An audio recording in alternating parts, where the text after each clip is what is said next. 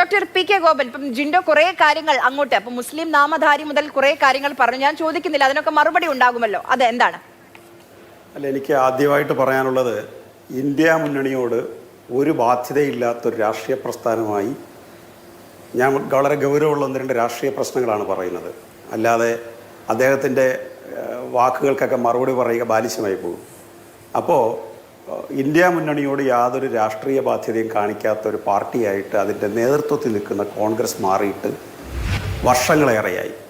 India മുന്നണിയിലെ ഏറ്റവും സർഗാത്മകമായ നന്മമരമെന്ന് വിശേഷിപ്പിക്കാൻ കഴിയാവുന്ന ഒരു ഘടകകക്ഷിയാണ് നമ്മുടെ ആം ആദ്മി പാർട്ടി.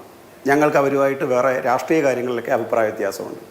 പക്ഷേ ഡൽഹി പോലൊരു സ്ഥലത്ത് CPM-ന് ഭരിക്കാൻ പറ്റുന്നൊരു സ്ഥലമല്ല. കോൺഗ്രസ് എന്നേ ഭരണം നഷ്ടപ്പെട്ട് ദുർബലമായ ഒരു സ്ഥലമാണ് അവിടെ BJP-ക്കെതിരായിട്ട് നിൽക്കാൻ ശേഷിയുള്ള ഒരു പ്രസ്ഥാനം ആം ആദ്മി പാർട്ടിയാണ്. അദ്ദേഹത്തെ അഴിമതിയുടെ ചെളിക്കുണ്ടിൽ ആക്ഷേപം ഉന്നയിച്ച് പരാതി കൊടുപ്പിച്ച് ജയിലിലടപ്പിച്ച് അവിടെ കൊണ്ടുവന്ന് BJP-ക്ക് കൊടുത്തു. ഇപ്പോൾ അതിനേക്കാൾ ഗൗരവമുള്ള ഒരു പ്രശ്നം ഞാൻ ആര്യ ഉന്നയിക്കുകയാണ്. ഇന്ത്യൻ ഭരണഘടന ഭേദഗതി ചെയ്യണമെങ്കിൽ പാർലമെൻറ്റിൽ 3/2 ഭൂരിപക്ഷം വേണം. BJP പേരുകൾ മാറ്റുന്നുണ്ട്, സ്ഥലപ്പേരുകൾ മാറ്റുന്നുണ്ട്, പലതരത്തിലുള്ള വർഗീയ ഫാസിസ്റ്റ് ഇടപെടൽ നടത്തുന്നുണ്ട്. പക്ഷെ ഭരണഘടന ഭേദഗതി ചെയ്യാൻ അവർക്ക് കഴിയാതെ വരുന്നതിൻ്റെ കാരണം രാജ്യസഭയിലും ലോകസഭയിലും ഭൂരിപക്ഷമില്ല. ലോകസഭയിൽ അവർക്ക് ഭൂരിപക്ഷമായി, അവരുടെ ഘടകകക്ഷിയോടൊക്കെ ചേർത്താൽ അവർക്ക് ഭൂരിപക്ഷമായി. രാജ്യസഭയിൽ ഭൂരിപക്ഷമില്ലാതിരുന്ന BJP-ക്ക് താലത്തിൽ കൊണ്ടുവച്ച് കൊടുത്തിട്ടാണ് KC വേണുഗോപാൽ കേരളത്തിൽ വന്ന് നിൽക്കുന്നത്. അതായത് രാജസ്ഥാനിൽ അദ്ദേഹം MP ആയിട്ടിരിക്കുന്നു, രാജ്യസഭ മെമ്പറായിട്ടിരിക്കുന്നു. അവിടെ രാജിവെച്ചാൽ ആ സീറ്റ് പോകുന്നത് BJP-ക്കാണ്. ആ രാജിവെച്ചിട്ട് അദ്ദേഹം കേരളത്തിൽ മത്സരിക്കാൻ വരുന്നത് അത് BJP-ക്ക് കൊടുത്തു. കഴിഞ്ഞ ഒരാഴ്ചയ്ക്കുള്ളിൽ 3 സ്റ്റേറ്റ്, ഹരിയാന, ബീഹാർ, ഒഡീഷ, 11 MLA-മാർ BJP-ക്ക് രാജ്യസഭയിലേക്ക് വോട്ട് ചെയ്ത് കൊടുത്തത് വഴി സിംഗിൾ മെജോറിറ്റി എന്ന അവസ്ഥയിലേക്ക് BJP രാജ്യത്തെത്തിയിരിക്കുന്നു. സ്വതന്ത്ര ഇന്ത്യയുടെ ചരിത്രത്തിൽ ഇത്രയും വലിയ രാഷ്ട്രീയ വഞ്ചന ഏതെങ്കിലും പ്രസ്ഥാനം കാണിച്ചിട്ടുണ്ടോ? പാർലമെൻറ്റിനകത്ത് BJP-ക്കെതിരായി ശക്തമായി നിലപാട് സ്വീകരിക്കേണ്ടെന്ന ഒരു പ്രതിപക്ഷം കാണിച്ചു കൂട്ടിയ അപകടങ്ങളാണിത്. ഇനി ഞാൻ അദ്ദേഹം പറഞ്ഞ കേരളത്തിലേക്ക് വരാം. കേരളത്തിൽ അദ്ദേഹം പറഞ്ഞത് ചിഹ്നം, എന്തുകൊണ്ട് നിങ്ങൾ ചിഹ്നത്തിൽ മത്സരിപ്പിക്കുന്നില്ല? ഇത്രയും ബാലിശമായി ചോദിക്കാവോ? കോൺഗ്രസ് പാർട്ടി കൈപ്പത്തി ചിഹ്നത്തിലാണോ എല്ലായിടവും മത്സരിപ്പിക്കുന്നത്? TK ഗോവിന്ദന് കൊടുത്ത ചിഹ്നം ഏതാ? കൈപ്പത്തിയാണോ? ഇപ്പോൾ CPM-ൽ നിന്ന് വിട്ടു ചെന്ന ആളാണല്ലോ, കൈപ്പത്തിയാണോ നിങ്ങൾ കൊടുത്തിരിക്കുന്നത്? പാലക്കാട് മാത്രമാണോ? ഞങ്ങൾ 57-ൽ കേരളത്തിൽ തെരഞ്ഞെടുപ്പ് നടക്കുമ്പോൾ justice AR Menon, professor Joseph Mundassery, justice VR Krishna Iyer, മഹാഗോപുരങ്ങളായ ആകെ 9 പേർ മന്ത്രിസഭയിൽ, 9 പേർ സഖാവ് EMS-ന്റെ നേതൃത്വത്തിൽ, അതിൽ മഹാഗോപുരങ്ങളായ 3 പേരെ എടുത്തു നിർത്തിയത് സ്വതന്ത്ര ചിഹ്നത്തിൽ മത്സരിപ്പിച്ചിട്ടാണ്. അങ്ങനെയാണ് കേരളത്തിൽ ഇടതുപക്ഷ രാഷ്ട്രീയം കൈകാര്യം ചെയ്യുന്നത്.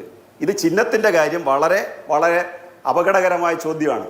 കനകോലു ഇവരെ പഠിപ്പിച്ചു വച്ചിരിക്കുന്ന ഒരു സിദ്ധാന്തം, കേരളത്തിൽ 40% മൈനോറിറ്റിയാണ്. അതുകൊണ്ട് മൈനോറിറ്റിയുടെ വോട്ട് സമാഹരിക്കാൻ RSS-ന്റെ ഡീല് പറയുക എന്നുള്ളതാണ് ഇവർ പാർലമെൻറ്റിലെടുത്ത് ഉപയോഗിച്ച ഒരു രാഷ്ട്രീയം. അതിൽ വിജയം കണ്ടു എന്നാണ് ഇവർ തെറ്റിദ്ധരിച്ചു വെച്ചിരിക്കുന്നത്. ഇദ്ദേഹം പറഞ്ഞ ഒരു കണക്ക് നോക്കൂ. തൃശ്ശൂരിൽ 66,000 വോട്ട് കോൺഗ്രസ്സിന് കുറഞ്ഞു. ഇതിലേക്കൂടെ ഒന്ന് പറഞ്ഞുപോയി. തൃശ്ശൂരിൽ 66,000 വോട്ട് കുറഞ്ഞു. തൃശ്ശൂരിൽ ആർക്കാ 66,000 വോട്ട് കുറഞ്ഞത്? കോൺഗ്രസ്സിന് 66,000 വോട്ട് കുറഞ്ഞു.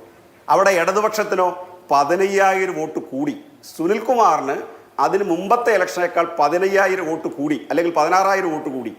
അങ്ങനെയാണ് സുരേഷ് ഗോപി അവിടെ ജയിക്കുന്നത്. പച്ച മലയാളത്തിൽ പറഞ്ഞാൽ കോൺഗ്രസിൻ്റെ വോട്ട് നല്ല താലത്തിൽ വെച്ച് സംഭാവന ചെയ്തിട്ടാണ് അവിടെ BJP ജയിക്കുന്നത്. ഇനി അദ്ദേഹം ആലപ്പുഴ ഉദാഹരിച്ചു പറഞ്ഞു. കേരളത്തിലെ മഹാഭൂരിപക്ഷം പാർലമെൻറ്റ് മണ്ഡലത്തിലും 50,000 മുതൽ 1,00,000-ലധികം വോട്ടിനാണ് CPM-ന്റെ സ്ഥാനാർത്ഥികളെ കോൺഗ്രസ് പരാജയപ്പെടുത്തിയത്. പാർലമെൻറ്റ് ഇലക്ഷൻ്റെ പ്രത്യേക കോണ്ടക്സ്റ്റ് അതാണ്. അത് തൃശ്ശൂരിൽ വന്നപ്പോൾ എന്താണ് മാറിപ്പോയെന്നൊരു ഉത്തരവാദിത്തം ഞങ്ങളാണോ പറയേണ്ടത്, നിങ്ങളാണോ പറയേണ്ടത്? തൃശ്ശൂരിൽ ഞങ്ങൾക്ക് അങ്ങനെ ഒരു വോട്ട് സമാഹരിച്ച് കൊടുക്കാൻ കഴിയുമെങ്കിൽ അവിടെ സുനിൽ ജയിച്ചാൽ പോരെ, ആറ്റിങ്ങൽ ജോയി ജയിച്ചാൽ പോരെ?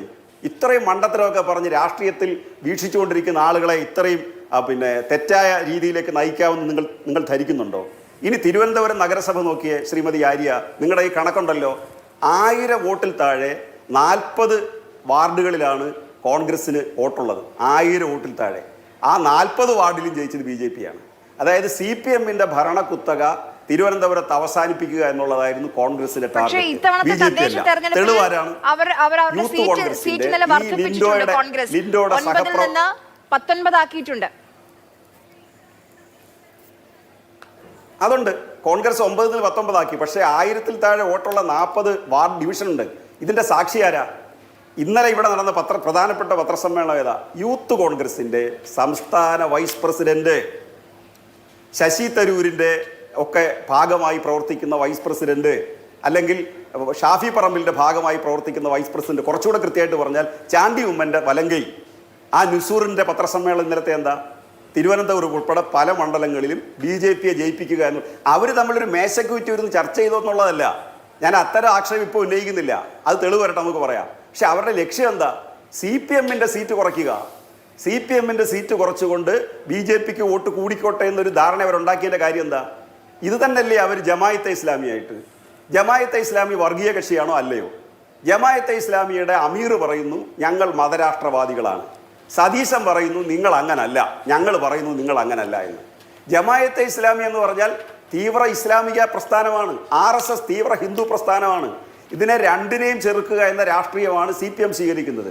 നിങ്ങൾ നോക്കൂ, ഈ ഇന്ത്യ രാജ്യത്ത് മധ്യപ്രദേശിലെ തീവ്ര ഹിന്ദു തീവ്രവാദികൾ 1 കോടി രൂപ വിലയിട്ട ആളാണ് പിണറായി വിജയൻ. 200 ശവകുടീരങ്ങൾ കണ്ണൂർ ജില്ലയിൽ ഉൾപ്പെടെ അവിടെ അവരുടെ സ്മരണകൾ ഇരമ്പി നിൽക്കുന്ന നാട്ടിൽ അവരുടെ കഴുത്തറുത്ത രാഷ്ട്രീയ പ്രസ്ഥാനവുമായി ഞങ്ങൾ സന്ധി ചെയ്യുമെന്ന് പറയാനുള്ള ഒരു തൻ്റെ ഇടത്തെ ഉണ്ടല്ലോ, ആ തൊലിക്കെട്ടിയെ ഞാൻ അഭിനന്ദിക്കുന്നു. കാരണം CPMന്റെ രാഷ്ട്രീയം കേവലമായിട്ടുള്ള സീറ്റിന്റെ എണ്ണത്തിന്റെ രാഷ്ട്രീയമല്ല എന്നുള്ളത് മനസ്സിലാക്കണം. ഇനി ഒരു കാര്യം കൂടി ശ്രീമതി പറഞ്ഞു. ശ്രീമതി ആര്യ, കേസുമായി ബന്ധപ്പെട്ട ഒരു കാര്യം കൂടെ പറഞ്ഞാൽ മതി. എനിക്ക് ഒരു മിനിറ്റ് മതി. പറഞ്ഞോളൂ. 1 മിനിറ്റ് മതി. കുഴൽപ്പണ കേസുമായി ബന്ധപ്പെട്ട് അദ്ദേഹം ഇവിടെ കുറെ ആക്ഷേപം ഉന്നയിച്ചു. ആ കേസ് കൈകാര്യം ചെയ്യുന്നത് കേന്ദ്ര ഗവൺമെന്റാണ്. കുഴൽപ്പണ കേസ് തിരുവനന്തപുരം മഹാരാജാസ് കോളേജിലെ പോലീസിനെ ആക്രമിച്ച കേസ്, RSS ചെറുപ്പക്കാർ ആക്രമിച്ച കേസ് പിൻവലിച്ച മുഖ്യമന്ത്രിയുടെ പേര് ഉമ്മൻചാണ്ടി എന്നാണ്. TP സെൻകുമാറിനെ ഉപയോഗിച്ചുകൊണ്ട് ആ കേസ് പിൻവലിച്ച ആളിൻ്റെ പേര് ഉമ്മൻചാണ്ടി എന്നാണ്. ഇനി പാലം വരെ ഞങ്ങൾ വിജയിച്ചാൽ, റോഡ് വരെ ഞങ്ങൾ വിജയിച്ചാൽ മമ്മൂട്ടി വരുമെന്ന് കേരളത്തിൽ ആദ്യമായിട്ടാണ് ഒരു രാഷ്ട്രീയ പ്രസ്ഥാനം ഓഫർ വയ്ക്കുന്നത്, അല്ലെങ്കിൽ ഒരു പ്രകടന പത്രിക കൊണ്ടുവരുന്നത്. മമ്മൂട്ടി ഒരു റോഡിൻ്റെ ഉദ്ഘാടനത്തിന് വന്ന് പറയുന്നതും ഞാൻ ജയിച്ചാൽ മമ്മൂട്ടിയെ കൊണ്ടുവരുമെന്ന് പറയുന്നതും ഒരു സിനിമയ്ക്കകത്ത് മോഹൻലാലിനെ കൊണ്ടുവരുമെന്നൊരു കഥാപാത്രം പറഞ്ഞതുപോലെ ബാലിശമായി പോയി എന്ന് മാത്രമേ എനിക്ക് പറയാനുള്ളത്. ശരി.